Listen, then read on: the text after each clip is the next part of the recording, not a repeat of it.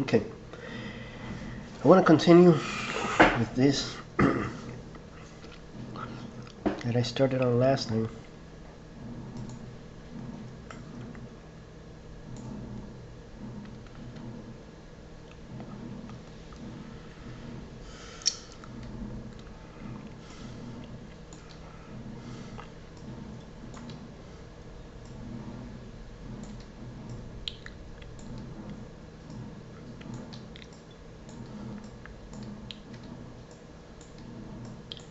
To cover a couple of further points.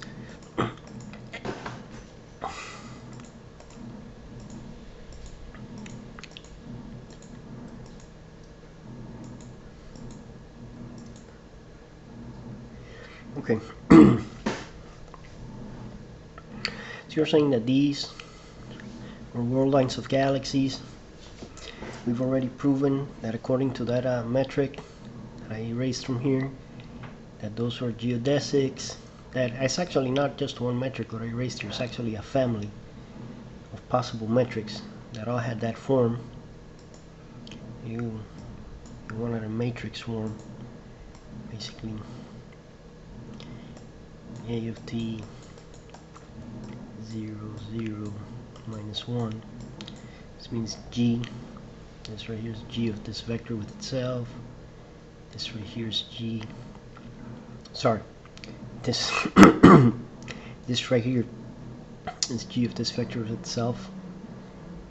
This right here is g of this vector with itself, and the zeros are just the dot product of these two vectors, which are perpendicular. Okay. But anyhow, these two galaxies, and then we said naively this vector right here that points from here to here is the distance from one galaxy to the other. We saw that in some cases, for example, where a of t was e to the t, that the distance was growing, right? And then of course, if you look at this function, if t is on this axis right here, it looks like this, right? So, you know, it gets smaller infinitely into the past and bigger infinitely into the future.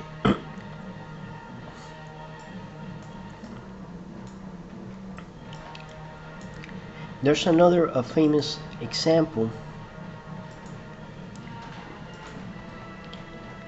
where the function, instead of being e to the t, the function is something like this. And I forget now the exponents here. Maybe t to the 4/3, t to the 3/4. Okay. The upshot is basically this though, that this function at 0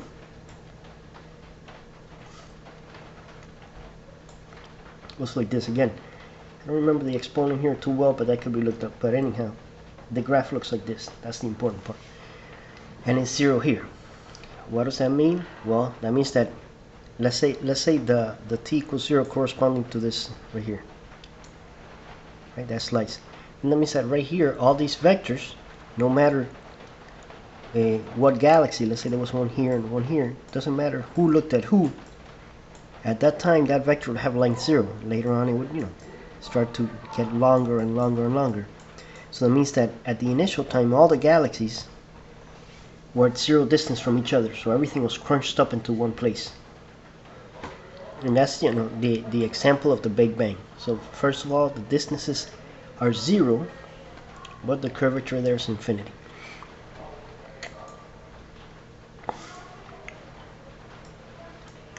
Or so I hope I remember correctly.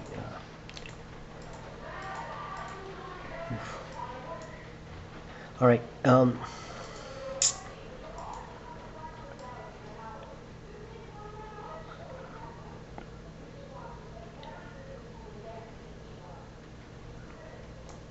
right. So you've seen that, and now one thing though. Since this guy cannot really go all the way to meet the other guy because the distances are huge, right? How does he actually access information about this guy right here that's next door to him? How does this guy access information about this guy?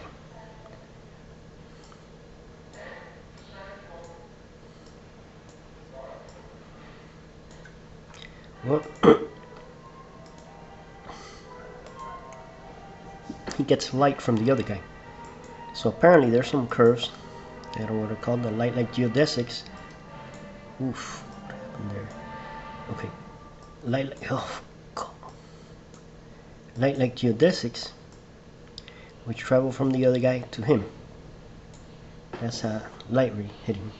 Since this model is two-dimensional, by the way, at each point here, there's a light cone, which is just, you know, two lines of vectors like this. In this 2D case, it's not really a cone. For a cone, you need 3D or higher. So, but that's the light cone. And you know, that is, at this point will be a tangent vector to this light-like geodesic that reaches from the other guy to him. So that's the light ray he gets from this guy, and then if there was another guy on the other side, there would be another geodesic that represents the history of a photon from the other guy reaching him, like that. Okay?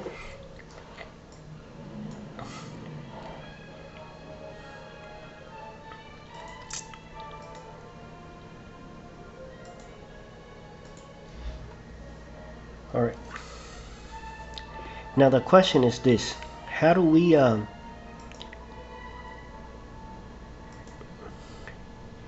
figure out these geodesics, right? Because that would be important in determining certain things. So it turns out that how we do it is pretty easy because of the following. In this 2D models, at least,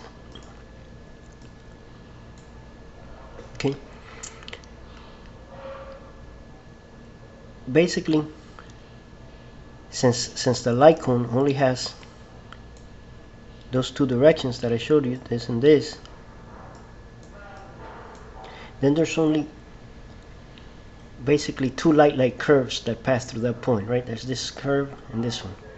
So if you could just find one light-like curve that passes through the point, that would be enough, because to get you what the geodesic is, because you know there's only one light-like geodesic through that point. So if you find a light-like curve through that point, then it must be that light-like geodesic.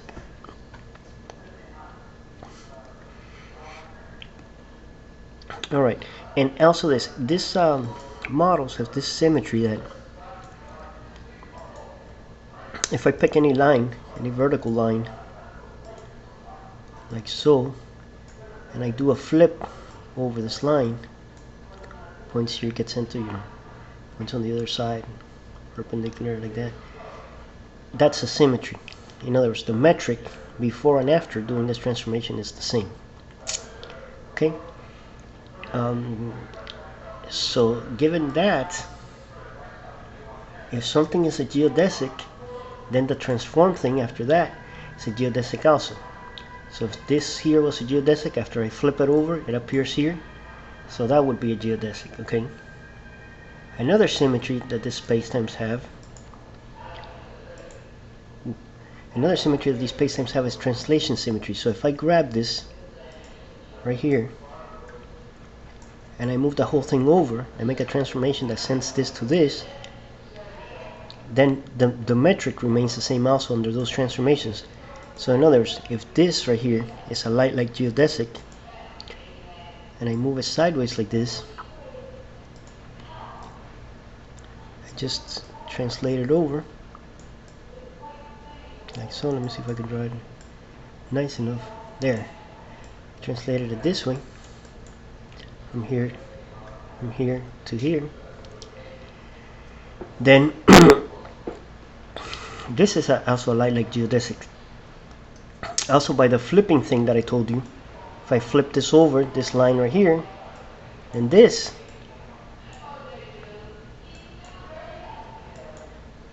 imagine that line wasn't unbroken, I just didn't want to ruin the other parts of the picture. Then this is also a geodesic. In other words, flipped over this one, flipped over this vertical line right here. Okay?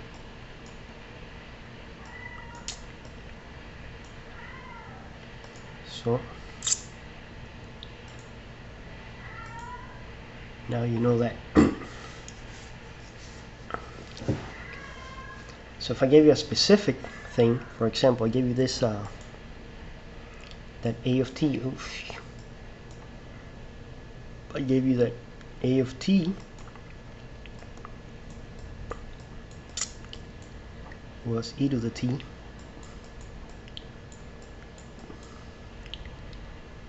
Now you make up a curve. Say you're in coordinates. Let's say that the second coordinate is t, and the first coordinate is something.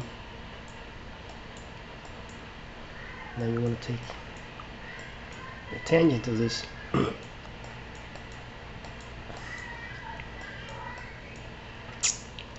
and you want to set this up such that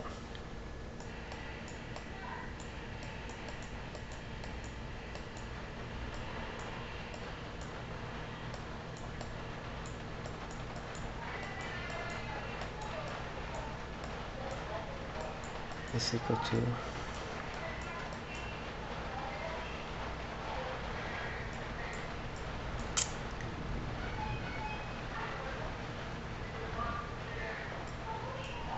what?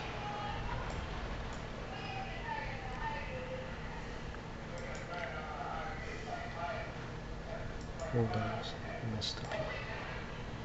This is 0.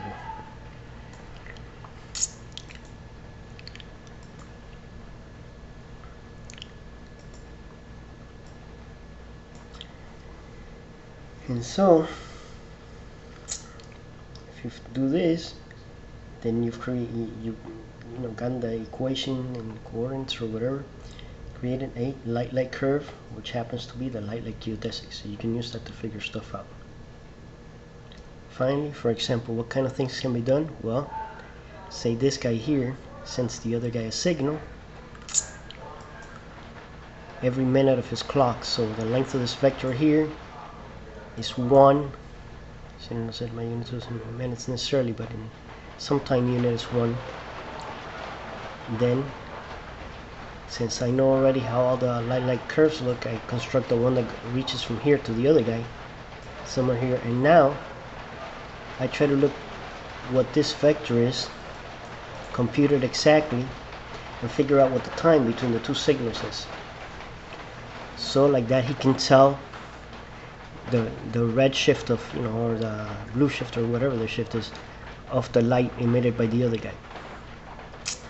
Okay, so that's one thing that can be done once you know what these geodesics are explicitly. And I think that'll be the end of this video for now.